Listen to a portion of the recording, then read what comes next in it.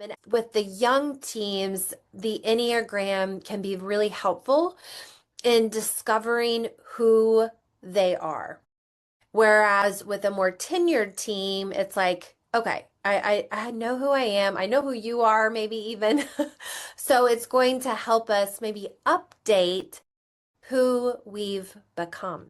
So this Enneagram tool isn't just simply for, quote unquote, figuring out who you are. It can be incredibly powerful and useful for teams who already know each other really well, but because it helps them see their own patterns, see other people's patterns, it can be really helpful in just kind of getting a new perspective. Many teams that we work with here at Enneagram MBA might fall into the very young, predominantly young teams. We have some middle mix, tenured and new. And then we also work a lot with more seasoned teams.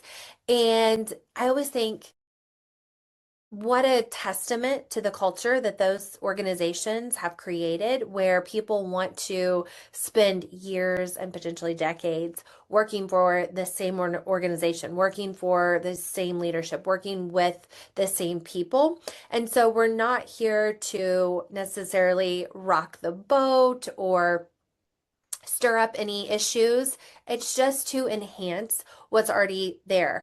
A lot of times, teams that are more tenured have taken multiple personality assessments, have done different frameworks, have done a lot of team building over the years.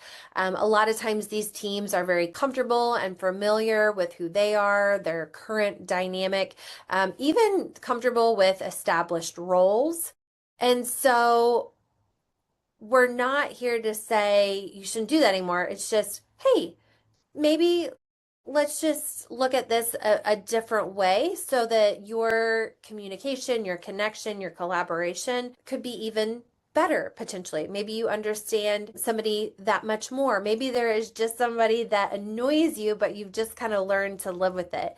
And so today I'm going to give you some things to think about on how to maybe reframe your go-to lens for yourself and your role on the team, as well as the people that you work with. So there is a huge benefit to being comfortable working with the same people day in and day out. Some characteristics of a tenured team include long-standing work relationships. They're going to have deep institutional, organizational knowledge. They're going to know the history of the company. They're going to remember trends and chapters. There's clear reputations. She's the organized one, he's the visionary, they're the difficult one, maybe.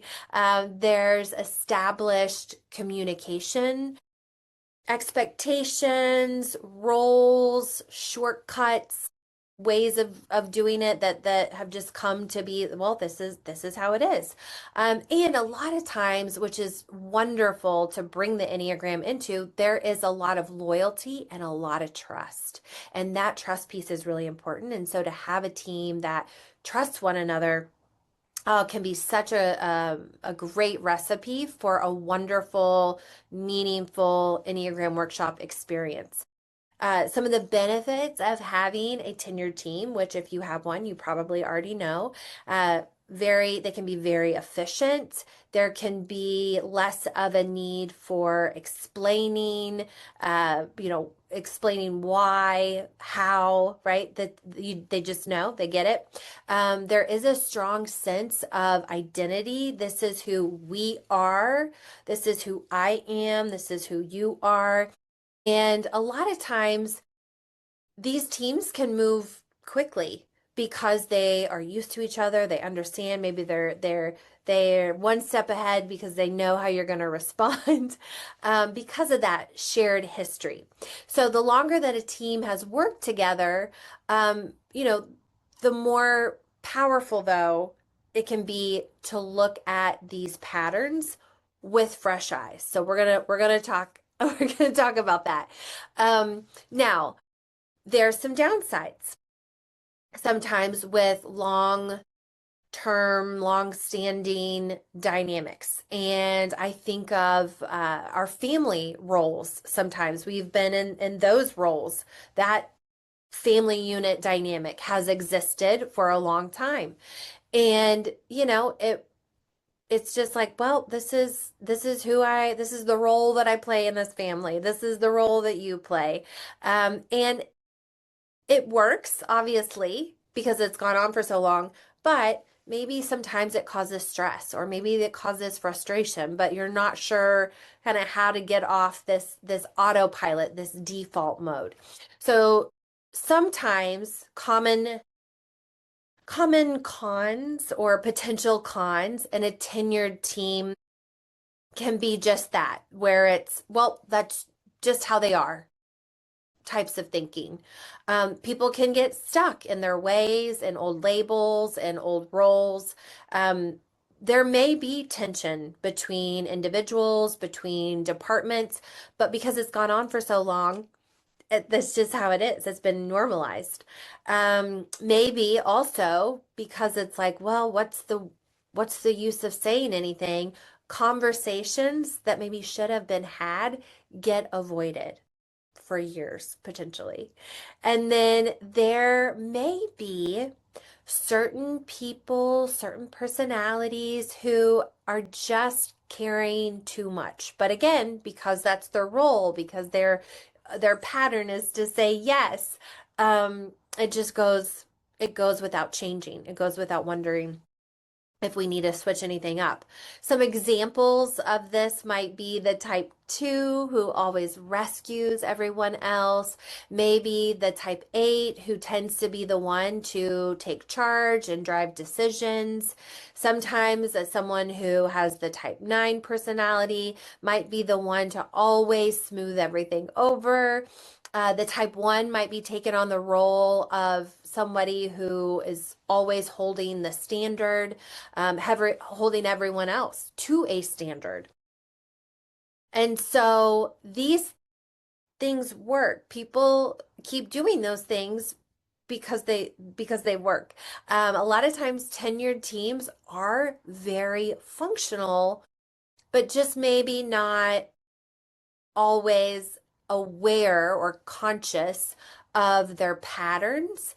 And then because of that, may not be intentionally choosing for how they show up. So when we talk about bringing the Enneagram to a more tenured team, it's usually the leadership that has reached out. And sometimes, not always, but sometimes they'll say, I'm expecting to get a little pushback from some of the people on the team because they're probably thinking, we already know ourselves.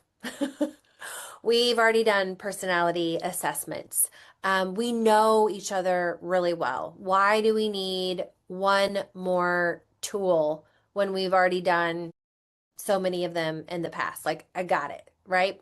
There can be some personality fatigue going on. What I hear from more than one team over the course of the years that we've been doing this is people will say, usually it happens after. Normally people don't say this in the beginning, but they'll say, okay, that was a lot better than what I thought it was going to be because when I do these sorts of things or when we do these sorts of things, a lot of times it's telling me all the things that are wrong with my personality, all the weaknesses that I have, all the ways that I need to overcome those weaknesses. So especially in an introduction to the Enneagram, when we're only spending 4 hours with somebody, we do not want to go down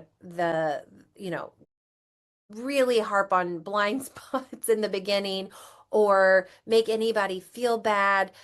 So all of our introduction, I think overall, all of them, but especially those introduction times or those introduction trainings, it's very important to stay positive and to make people see their strengths or to help people see their strengths, lean into those strengths so that it doesn't just become, oh, great, we got another person here to tell me all the things that I do wrong. So that's not it at all. Sometimes too, it's kind of surface level. And again, depending on the type of workshop, that might be, we might just get to an introduction with the Enneagram, but I do think that you're able to see how it can go so much deeper than just you're a natural leader. You like to bring harmony to the group, right? It's so much more than that, especially when you get into the others awareness and the team dynamics. Um, and then a lot of times too, people are pretty confident in their own self-knowledge. You've been in this world, you figured some things out over the years. But the Enneagram is able to help you understand your own and those of your teammates' core motivations, stress patterns, blind spots, specific growth paths. So there's a lot of action that can go along with just the insights that you get from the Enneagram. So we always talk about, it's not about what you do, it's about understanding why you do what you do. What's that core logic? What's that core motive that is driving the thoughts that then drives the behaviors? And those are where those new insights start to show up for more seasoned teams. So what are some of the benefits of the Enneagram specifically for a more tenured team? Well, number one, the Enneagram can help teams identify and put language to long-standing friction patterns. The Enneagram can help you understand the motive behind some behaviors of people that might have driven you crazy for years or decades. It's an opportunity, it's an invitation to revisit old assumptions about one another. Again, just kind of questioning those roles. You're able to update maybe some old stories or labels that got created years ago.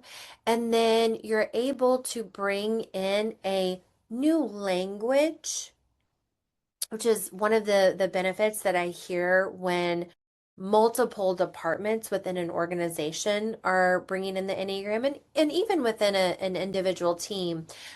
People say they love the ability to have this new language to help them describe familiar patterns, familiar dynamics, things that have always been there, but maybe there wasn't a good way to say it, or you weren't yet sure how to articulate it. So the Enneagram can give us a wonderful language to help us better understand and advocate for ourselves and better understand and be supportive with our teammates. So a lot of times, I've shared this story where there was a sales team that had a quote unquote difficult, the sole difficult sales team member. Well, when they got into it, they really understand that difficultness where he was questioning and pushing back wasn't out of, I want to be contrarian. It's, I care about my role and my success, but I also very much care about this team and I care about this organization. So these questions and this kind of poking holes and thing isn't meant to be pessimistic. It's out of care. And I want to protect my team. So maybe there's a difficult teammate in the group that now becomes more understandable. Maybe a quiet person's perspective becomes more valued and you make it a point to pause to allow them the time to participate and to share. Maybe there is a high performer on the team and they can get really stressed and you start to see, okay, that's what's happening. They're not being mean. They're not trying to be necessarily dominate the conversation. This is maybe a stress pattern that's coming to light, and now I can put some language to it. Now I can understand maybe what's behind it. So it just gives the team a fresh perspective on some familiar behaviors, ultimately patterns that have happened over the years. How can a leader or the leadership of these tenured teams, tenured organizations use the Enneagram? Here's some practical takeaways. One is revisiting those long-standing roles. Thinking and asking yourself questions like who always steps in, who tends to stay quiet, who tends to drive decisions, and then challenge some of those, or at least question them, some of those outdated labels where you might label somebody as, oh, she's just the emotional one. Oh, he just hates change. Oh, they're not leadership material. So it gives you an opportunity to just kind of reflect and to question some of those. You can also use, as we talked about earlier, use the Enneagram to address some old unspoken tension, potential friction points that always come up. So you can kind of bring language to patterns that maybe were don't get discussed because quote unquote that's just the way it is.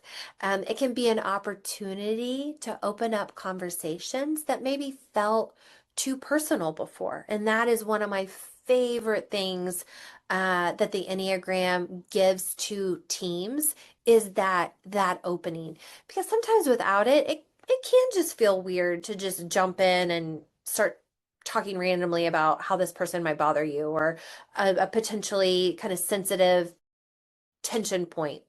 But when you have the time set aside saying, hey, we want to talk about these things. We want to work these things out. And here is a tool to help us do that. It can sometimes make it a little easier. And then it can really help people continue to grow beyond that label or beyond their go-to reputation. It can encourage new behaviors. It can potentially uh, even out, redistribute res roles and responsibilities. Maybe unofficially, you always have the same person planning the company summer picnic or whatever it might be, or you always have this one person who's making these certain decisions, but understanding and just kind of seeing, oh, I wonder if there's a way that we can even this out a bit if they want to. And then it just kind of it can create another opportunity or space for maybe some new leadership voices, some people to be able to speak up that maybe that wasn't leadership material, maybe wasn't in their unspoken profile, but now they have an opportunity to do that through some very specific growth paths, seeing their potential blind spots and growing through that. So, as I said in the very beginning, the Enneagram can be really beneficial for young teams to help them start to discover who they are. It can be a catalyst for understanding who they are, their tendencies, their motives, that core logic, and then understanding others. And then for our tenured teams, we can use the Enneagram to update who we've become. And what I've heard from people who have been very seasoned on a team is that they'll, of course, make comments about, wow, this was really eye-opening about myself, or wow, I understand this now about my teammate. But they will also say, gosh, I can't wait to take this home. I can't wait to take this home and share this with my spouse. And so those people too, maybe you've had some just unspoken roles and responsibilities back at home, or like we were talking earlier in your family unit, and the Enneagram can give you some inspiration and some guidance for maybe even revisiting those roles and labels and ways of thinking outside of the workplace. So the longer the team has worked together, the more meaningful, powerful, useful it can be just to take a pause to look at those patterns with a fresh perspective, a new lens, and just continue to get even better. I always say this. One of the reason why we do what we do, why we work with the Enneagram in the workplace specifically, is because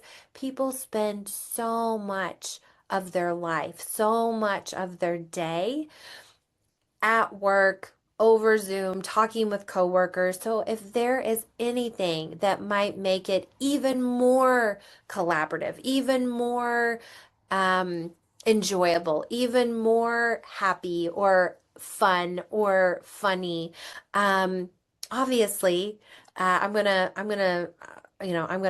say who wouldn't want to do that? So those are some things to kind of consider as you're thinking potentially about bringing something like the Enneagram to the team that has worked with each other for a long time. It can be very beneficial in those situations too. I will make a plug for our in-person workshops where we have done this. Have it planned to do more of in 2026, where we're working with very tenured, seasoned individuals, teams, and people are seeing the benefits, having laughs, enjoying each other even more, right? It doesn't have to be because you have problems or challenges. That you need something like this in. A lot of times, the teams we work with will say, hey, we're already really strong in a lot of ways. We really like each other for the most part. We get along really well, but we're just looking for something to help us maintain that, right? Because without some sort of maintenance intention for maintenance, it is easy that even the most healthy teams, the teams that enjoy each other the most, if that is not nurtured over time, you can kind of plateau. And so this is just one way to kind of keep that alive and going.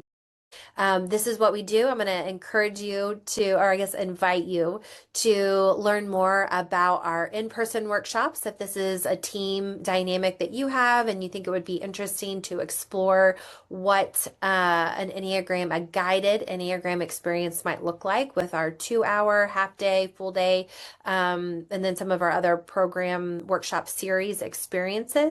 And then if you happen to be uh, thinking, for whatever reason, logistics, budget, flexibility needs, you want to try the Enneagram, I'm going to invite you to learn more about the DIY kit and grab that bonus slide deck before that offer ends February 28th. As always, thank you so much for being here. I hope to see you in the next one.